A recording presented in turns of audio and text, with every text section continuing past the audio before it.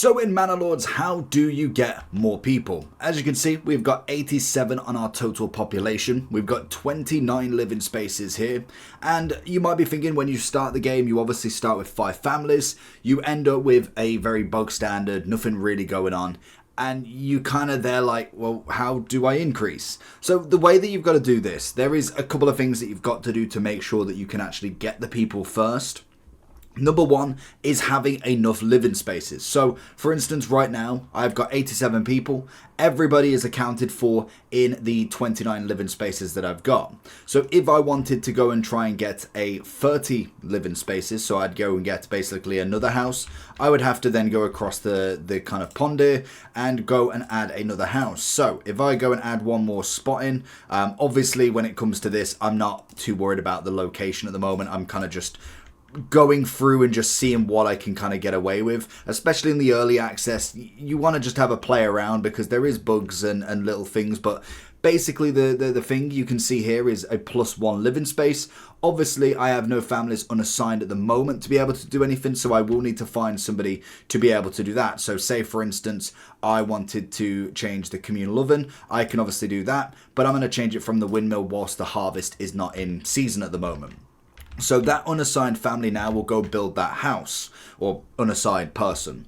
So that will give me an extra space that is not accounted for. So if I go into every house now, you can see I've got either 3 residents in there. If I go into this one, they'll tell you where the other one is. And every house has got to have one person. You don't have to assign the people. They will just be put into it just naturally.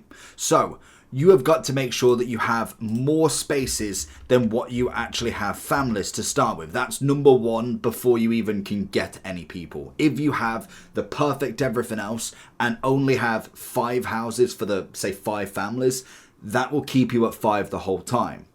So then you've got that. So you've got 10 extra spaces. That's brilliant. Then you've obviously got the population. That's fine. You don't need to change anything there. There's nothing you can do there. Next, you need the approval or morale, whatever you want to call it. This needs to be over 50% at the minimum to be able to start a low growth. So that is basically like you'll get one every couple of months, every month or something like that. Then, if you go over, I believe it's 75% morale, you will get then a high population growth. So that just means someone comes in a bit quicker. It's quite as simple as that, really. There's nothing too crazy going on there. That is the kind of the basis of how people do come to your village. Now, how do you boost morale? Now, that can be a couple of things. So it will give you some pointers here from the recent 30 days and the previous. So as you can see, we've got a lot of pluses there in clothing market supply, church level, market food variety. And then as you can see again, we've got the 30 days coming. We've got that again.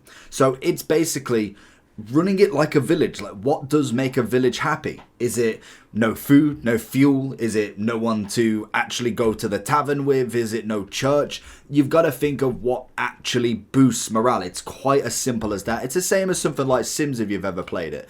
It's just generic human behavior. So for instance, if you go into the construction, you obviously want to make sure that everything is accounted for. So a marketplace, as it will say, a healthy supply and demand ratio of goods is needed to fulfill residential requirements and keep high approval rate. Then you've obviously got some other things that you can add to it, but that's different. Obviously the tavern would be another good one, but you've got to do a few things that you've got to be able to make the ale, you've got to have barley, you've got to have the malt house. So that can become a little bit more tricky, and it's why at the very early part of the game, the low boost morale is absolutely fine. So if you're just over 50, that's brilliant, because as long as people are still coming in, you can then dictate the level of how quickly you bring people in. And that's the brilliant part of it. You don't want to go and build like 60 houses straight off the bat, because the one thing I found from going too quickly on the population is running out of food quickly. You've got to have that sustainability. As soon as you bring 30 people in or 100 people in, you've got to fuel them, you've got to feed them. That can be difficult, and especially when it does come to this portion like winter, it can be very difficult to do. Obviously, the church is going to be another one. That is going to be a requirement for the houses as well. That is how you obviously take up people as well. Also, then it does say the clothing market supply. Obviously, the market side of stuff is just down here. Is it? Hold on, where is it? The market supply is just here, in fact. So obviously I've got a few different stores going on, and they will have like different clothes. And as you can see, it will highlight, if I can zoom a little bit further out, you can see that the fuel is all good. The food varieties there a little bit.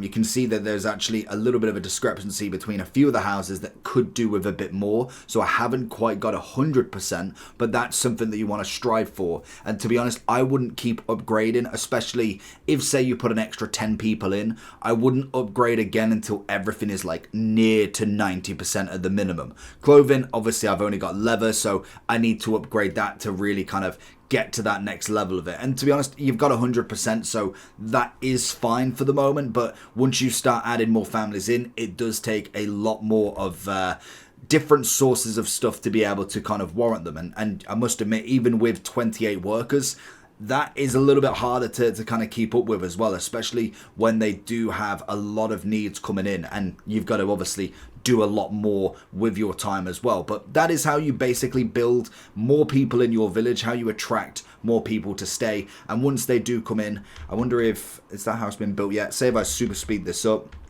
we can show you that they do come in pretty quickly after this. But other than that, the public order, obviously you do need to keep that up in check as well, because that will affect morale also. So as you can see, lack of an administration building, that is going to be something, I think it's something down here, I want to say. I don't even know where the administration building is. But whilst I can't find that, the house has now been built, so a new family started to live, and there we go. I've got a new family in. Obviously, they're going to be unassigned, so I can now have another person that can be unassigned to kind of do all my building stuff. And obviously, if I'm not doing any building, I might as well assign them to something. But that's how you do it. Let me know if this helps.